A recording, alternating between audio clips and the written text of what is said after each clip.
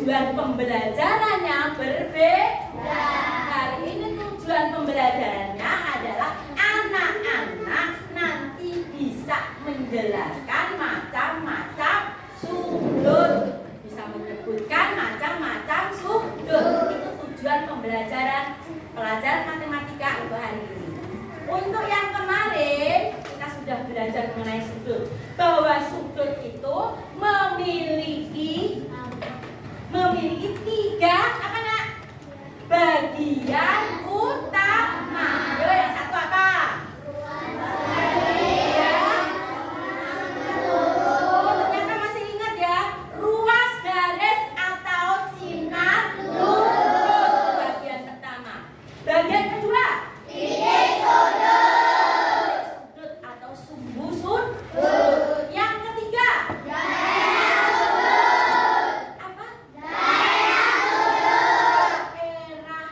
ternyata kalian hebat. Pelajaran yang lalu masih ceria banget daripada biasanya matematika terbang. Ini ceria karena kalian bisa, ya. Itulah bagian utama daripada sudut. Nah, sekarang untuk jam sekarang kita belajar mengenai yang tadi tujuan pembelajarannya apa tadi? Mbak Eka sudah bilang tadi apa tujuan pembelajaran untuk hari ini? Anak-anak apa tadi? Bisa menjelaskan, menyebutkan macam-macam sudut. Nah, ini lihat sini. Perhatikan. Ini ada jenis-jenis sudut. Ada sudut apa, nak? Sudut lancip. Terus sudut tubuh. Dan sudut sudut. Ada lagi nak sebenarnya, nak, yaitu sudut refleksi. Nanti ada itu selanjutnya. Dan terakhir adalah sudut penuh. Ya, tapi untuk kelas 4 cukup 4 ini saja. Untuk refleksi dan untuk yang penuh nanti dilanjutkan di kelas 5, ya. Untuk mengetahui bahwa sudut itu masuk sudut lancip, apa sudut tumpul, apa sudut siku-siku, apa sudut lurus, kita menggunakan alat yang namanya busur. Kalian sudah punya busur semua? Sudah. Bener nggak itu punya? Alhamdulillah, ternyata anak hebat kelas 4A semua punya busur. Beko juga punya busur yang gede. Ya, cukup. Jadi untuk mengetahuinya harus tahu besar sudutnya dulu. Daerah sudut. Jadi besarnya berapa? Menggunakan busur yang namanya busur derajat. Apa alatnya namanya?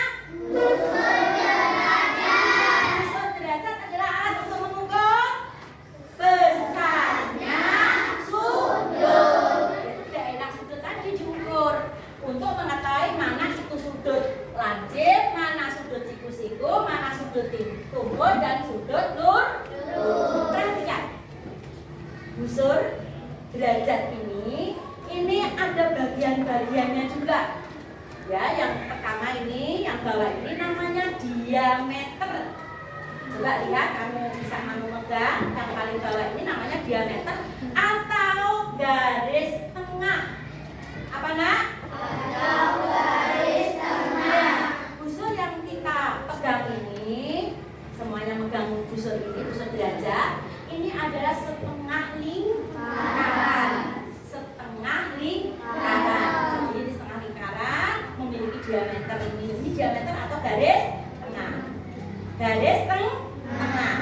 Kemudian yang kedua adalah pusat sudut atau pusat busur, bukan sudut ya. Pusat atau sumbu busur di tengah-tengah. Jadi nanti kalau pas kita mengukur besarnya sudut itu kita lihat tengah-tengah ini. Ya, tengah-tengah sama diameter. Yang pinggir ini ada 0, 10, 20, 30, 40, 50, 60, 70, 80, 90, 100, terus berapa nak? 110,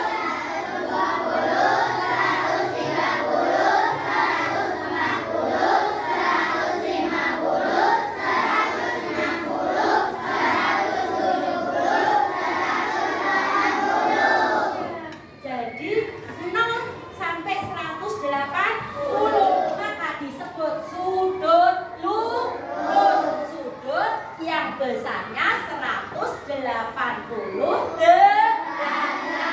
Lihat nak, kenapa ini disebut busur derajat? Ini nanti ini derajat itu 0 kecil di atas angka itu adalah derajat.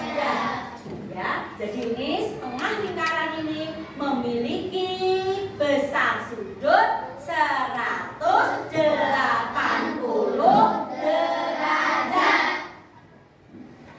Sudut apa yang memiliki besarnya 180 derajat? Yang keras, ulangi lagi. Sudut apa yang memiliki besar sudut 180 derajat? Sudut lurus. Pintar, sudut lurus. Coba sekarang Pandi. Mana yang Pandi? Sudut apa Dik yang memiliki besar 180 derajat? Lurus. Iya betul, sudut lurus. Ini kita tahu ya, ini skalanya kita nanti untuk mengukur.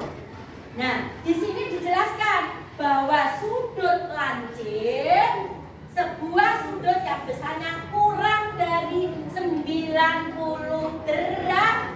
Lihat di busur masing-masing. Ya, sudah melihat? Ini ada yang tengah.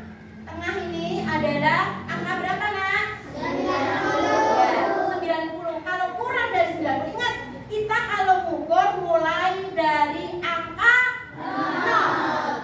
0 menuju ke 90.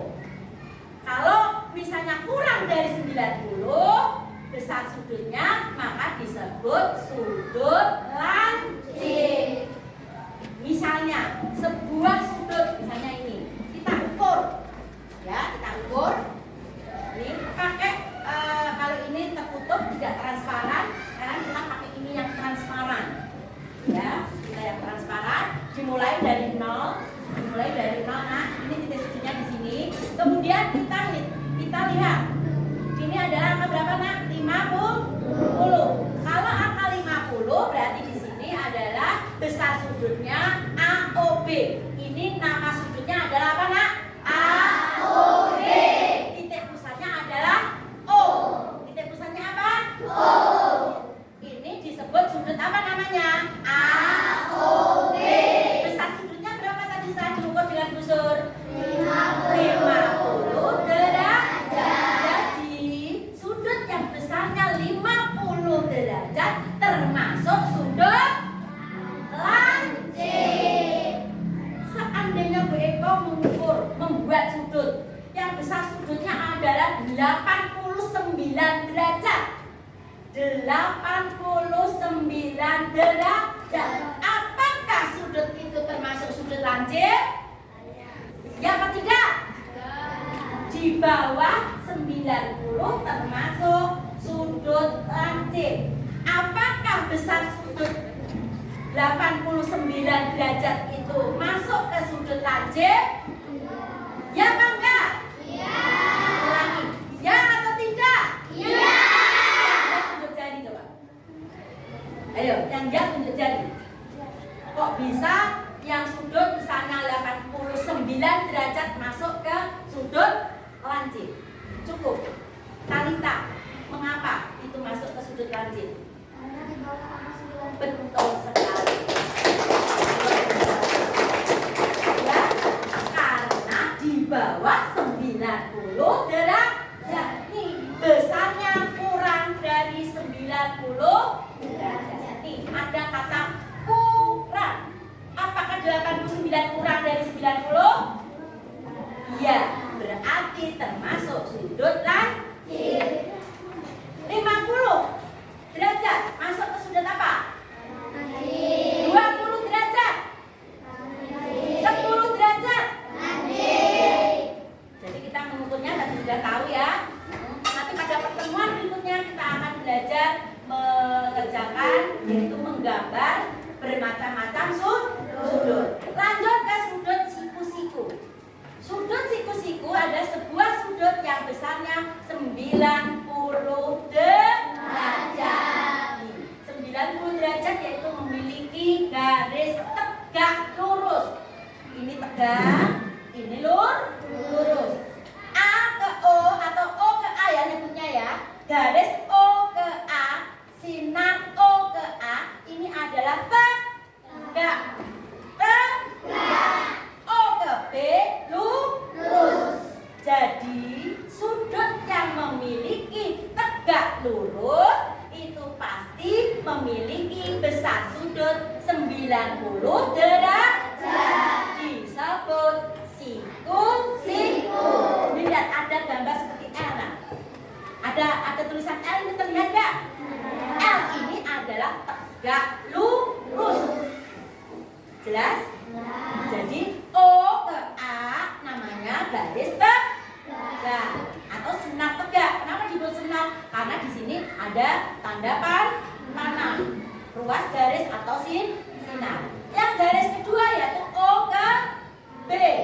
O ke B masuk ke lurus. Jadi kalau tegak lurus ada tulisan seperti L di sini, maka itu disebut sudut siku-siku. Sudut siku-siku hanya satu tok, besarnya 90 derajat. Lanjut, yaitu sudut tumpul.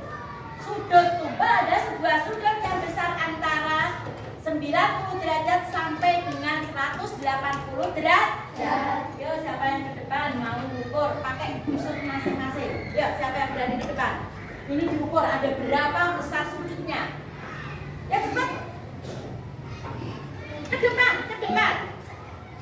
Ya. Pakai busur nak. Kalau ini busurnya nggak transparan, pakai busurmu. Ingat kita selalu pakai diameter O ke B, pakai diameter. Dimulai dari ya. Tangannya mana ini taruh sini. Nah, sini ya. Ini titik sudut itu ke 0. Terus itu ke berapa itu? 100 Ya, berarti besar sudutnya berapa? 140 derajat. Kalau 140 derajat berarti masuk ke golongan sudut tumpul. Sudut tumpul ya. Jadi sudut tumpul ini adalah besarnya lebih dari 90 derajat kurang dari 180 derajat. Karena kalau 180 derajat disebut sudut lurus. Tadi sudah dijelaskan pertama. Jadi perhatikan, kalau misalnya itu besar sudutnya 91 derajat, apakah itu masuk sudut tumpul? Masuk tidak? 91 derajat masuk. Tunjuk jari yang masuk. Gak usah takut-takut kalau gitu. Dan betul langsung saya Bu. Mengapa? Siapa yang bisa? Mengapa 91 derajat besar sudut masuk ke sudut tumpul? Yuk, lainnya muridnya Beva nggak hanya Talita. Yuk, tadi Talita terus. Yang lainnya, ayo berani. Ayo, ya Alfian. Karena di atas 90 derajat dan di bawah 180 derajat. Kalau sudut besarnya adalah 175 derajat. 175 derajat. Apakah masuk sudut tumpul? Ya. Masuk sudut tumpul karena kurang dari 180 derajat. Bisa. Penjelasan sudut tumpul ini siapa yang belum jelas boleh bertanya. Ayo silakan. Kalau mau bertanya boleh saja. Tidak usah takut. Nanti akan dijawab. Jelas semua? Sudah jelas semua? Jelas? Yang terakhir sudut lurus tadi sudah dijelaskan. Untuk yang refleksi sama sudut penuh, kalau penuh satu lingkaran ini besar sudutnya adalah 360 derajat. Berapa nak? 360 derajat. Ya, itu adalah nanti masuk ke sudut penuh.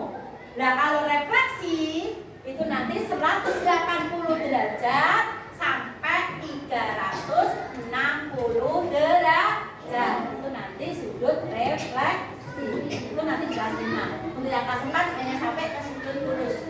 Coba sebutkan macam-macam sudut. 1.